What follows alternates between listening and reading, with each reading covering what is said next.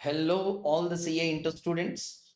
So, a big congratulations to all the students who have cleared either a group or the entire CA intermediate course. So, with regard to this particular thing, I just wanted to congratulate all the candidates who have cleared their either of the groups or the whole course in itself.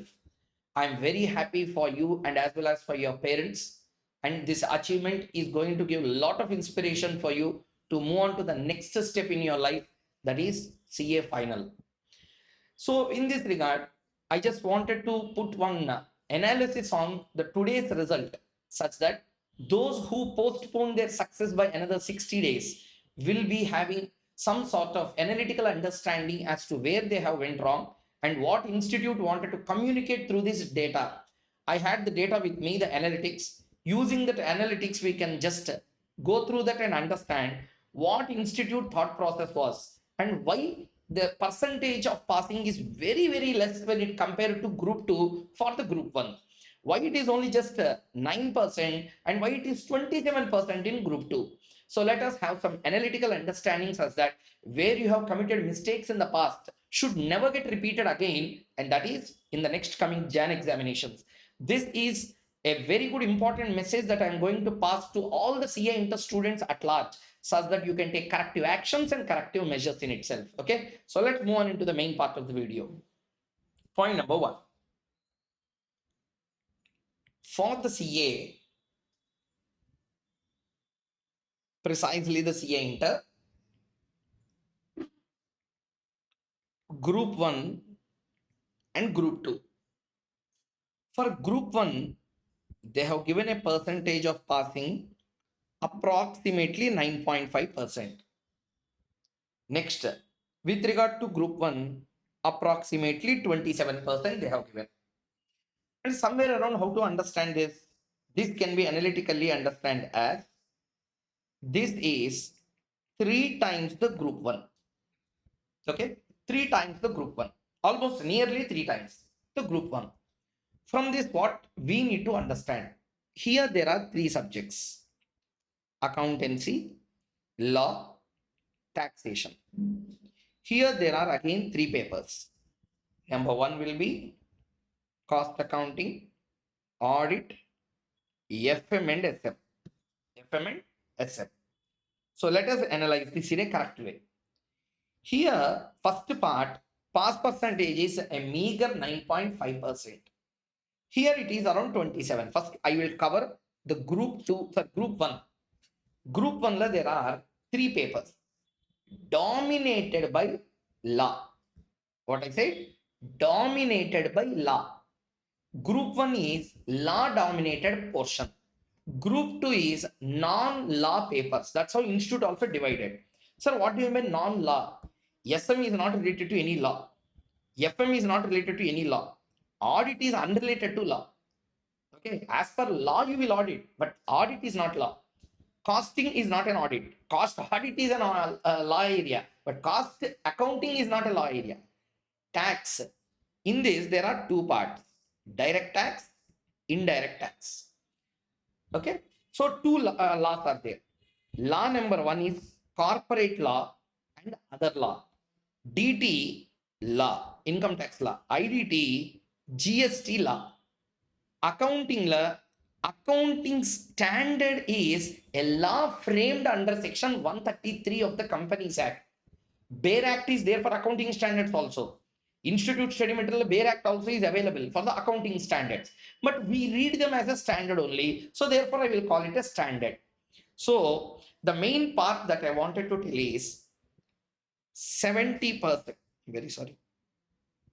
70%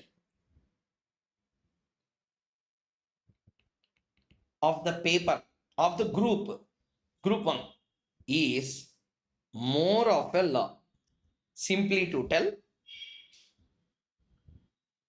accountancy law, income tax law, GST law.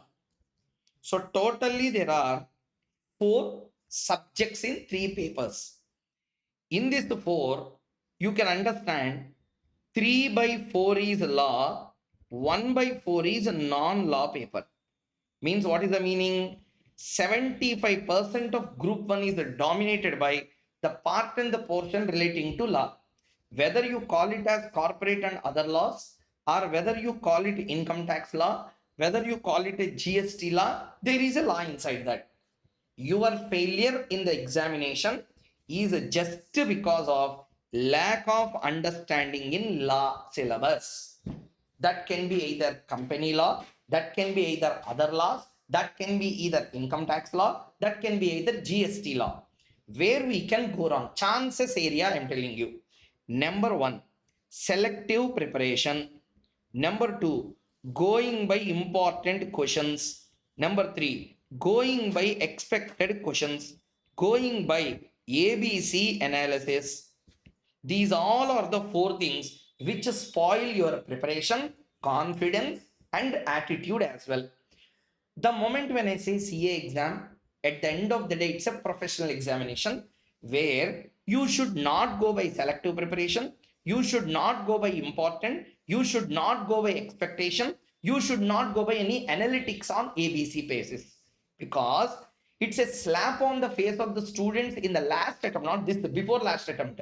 Registration of charges came for 15 marks in exam, which no one will keep in A set, which no one will put in expected questions, which no one will give in important questions. But it came.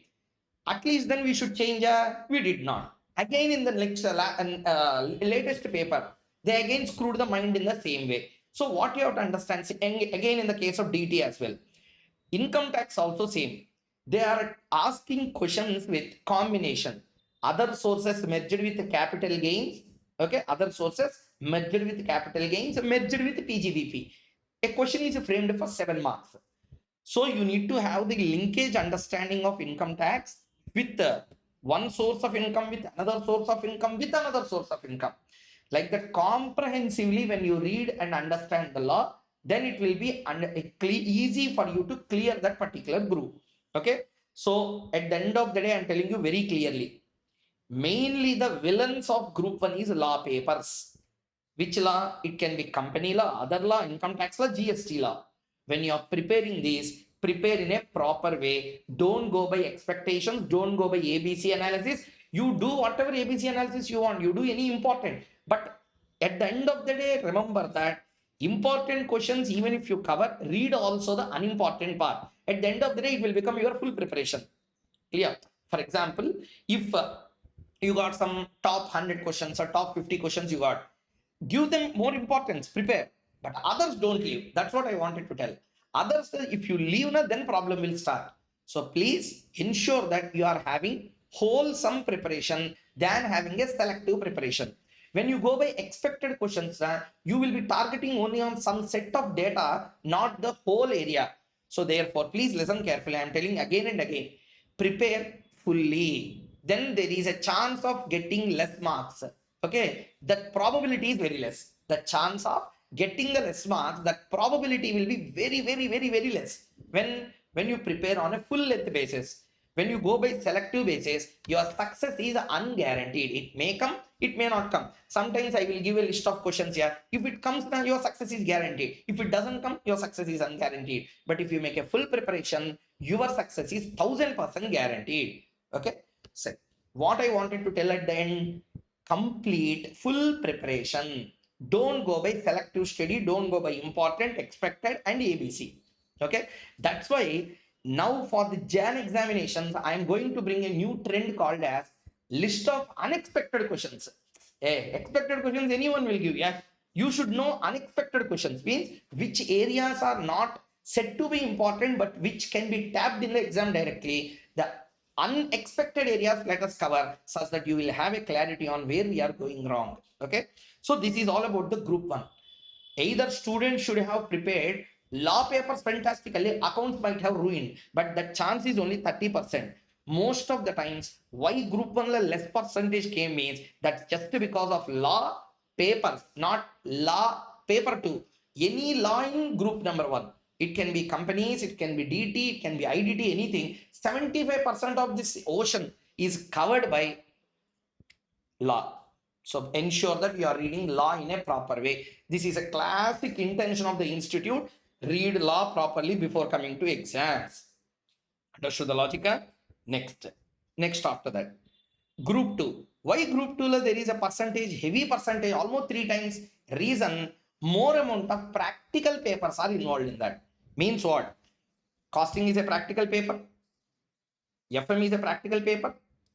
In this, SM don't call it a theoretical paper because previously FM used to merge with costing. Sorry, FM used to merge with economics of finance, but now it is merged with SM. Therefore, people are schooling heavily in FM paper and they are preparing SM also in a good way. SM is more on a general basis, not like audit. If there is any one paper in group 2 which will ruin the life of the student, that is only audit paper. If you take care of that audit with good amount of resources, whatever your faculty says, if you follow that properly, audit paper, if you can get through, group 2 success is guaranteed because there are practical papers that are involved. If costing papers come extremely tough, group 2 becomes tough. If costing paper is moderate, group 2 becomes easy for you. So costing is the key role player in that particular group 2 because audit is a theory paper. Generally, all the students may not get more than 70, but if you prepare costing well, you will definitely get 70 plus because now students are sharing me the details of their past. FM they got somewhere around 60, 65 like that. Costing they got 80. Means paper came moderate and they scored very well, 80 plus to 75 plus. But FM paper, FM is only for a 50 marks paper. SM is there as a villain there. So if you can take care of FM and costing, if it come moderate, your group 2 success is guaranteed. So the main thing that you have to understand is group 2 depends on hard work. Group 2 depends on hard work. You have to practice more costing, practice more FM, read more SM and audit. It is on hard work basis. Group 1 is on logic basis. That does not mean group 2 illogically you should go. FM if you listen to the classes, what I say, what I will tell, every formula has a derivation. I'm not talking about that. Law related logic you need to have in group 1. That is a skill set. You should have comprehensive understanding of so many things and then you need to go. So the main final point and the focal point here is those who qualified, a big congratulations for you and welcome to the final club. And those who could not clear, this is only just a postponement of your success by a meager 60 days. Prepare well now and get through the examinations. All the very best. I am there for you to support you in this Jan examination with lots and lots of marathons. Okay. Thank you very much. Meet you soon in the marathon.